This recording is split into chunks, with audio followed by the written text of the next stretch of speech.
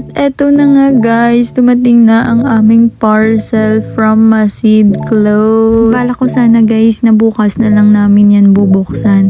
Kasi si Kyla is nasa duty pa. Kaso si ate new girl, excited masyado. Oo, kaya inunahan ko na siya.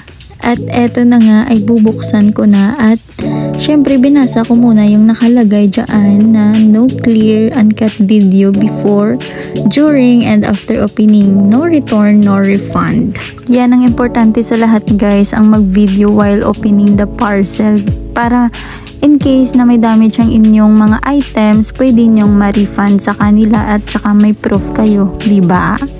Am I correct?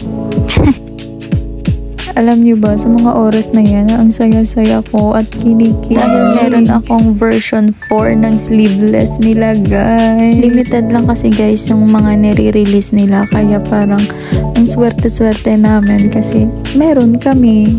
At hindi naman kami magsisisi, guys, kasi napaka-quality naman talaga ng kanilang tela. Yung sizes pala na kinuha namin, guys, ay small at saka large.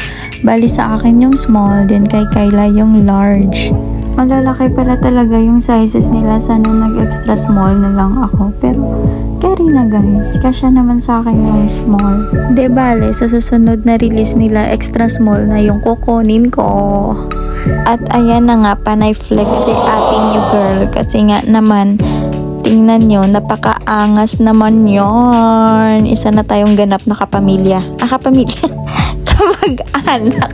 Isa na tayong ganap na kamag-anak. Sinukat ko na nga siya guys para malaman ko talaga kung kasya ba talaga sa akin.